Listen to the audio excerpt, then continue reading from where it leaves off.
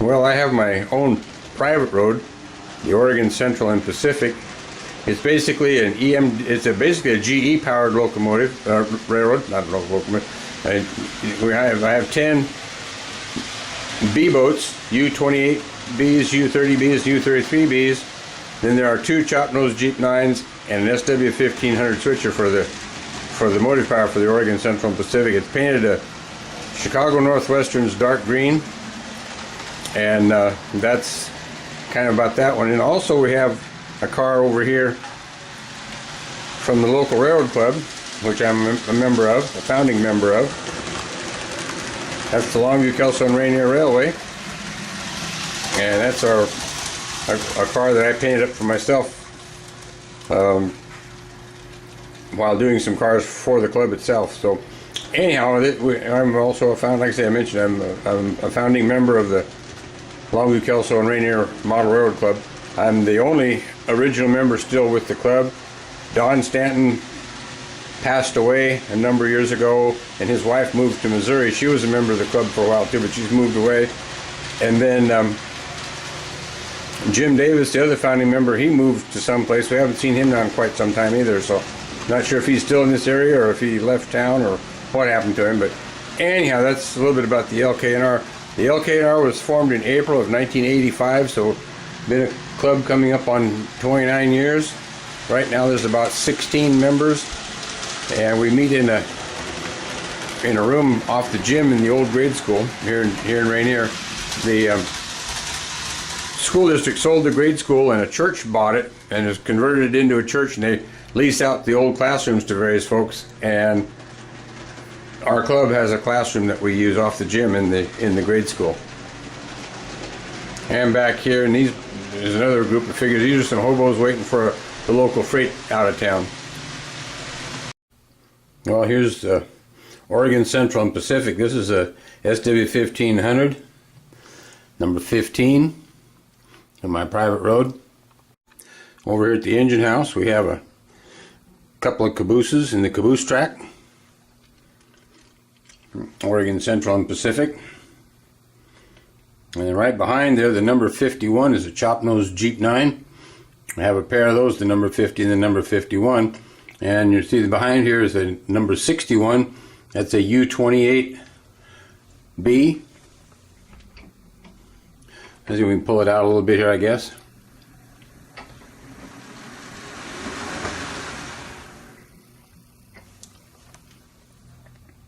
Number 61.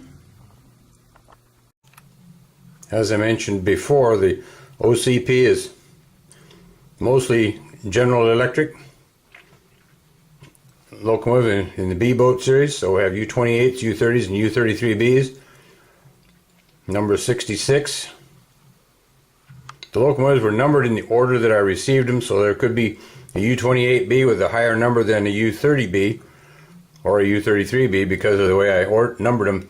And just so happens that the even numbered locomotives all are U-30Bs, and the odd numbered engines alternate back and forth between U-28Bs and U-33Bs. But anyway, this is a trio of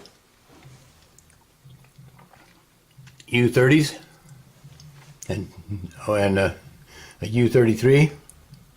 The 60 and the 61 are both U-30Cs,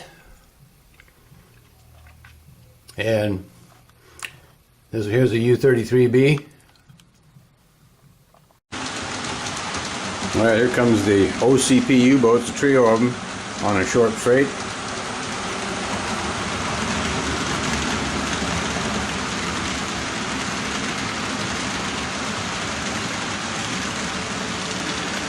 There are actually 10 of the U-boats on the OCP, the 2 chop nose Jeeps, and SW1500. In addition to the U-boats and the chop nose Jeeps, the SW1500, the OCP also has 2 steam locomotives. There's a 460 number 12 and a 282 number 503.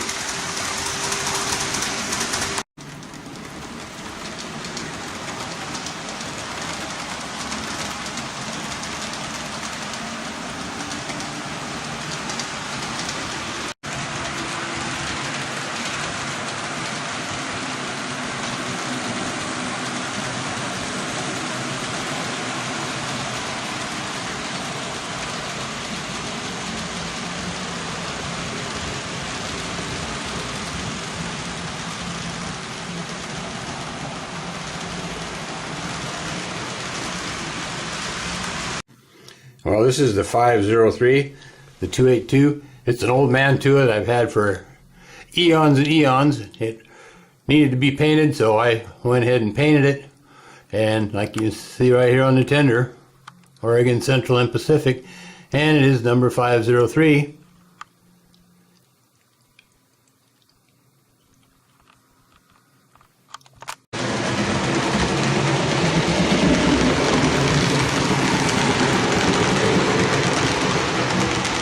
So we'll run a modern day freight train with the classic late steam era motive power. Don't know why the engine is slowing down, but it is for some reason or other.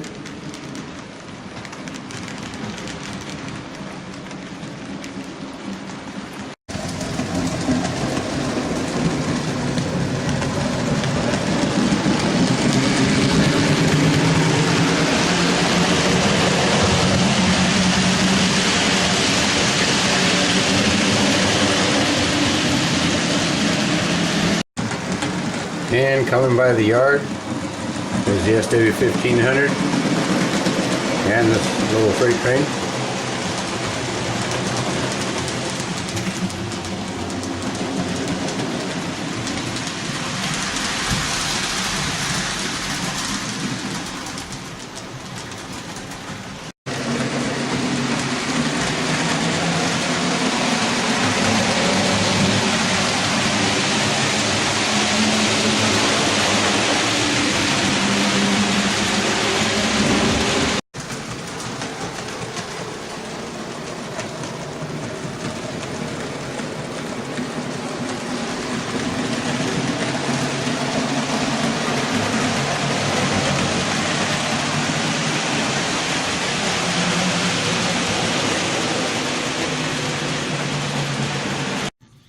Well, this is the OCP's other steam engine.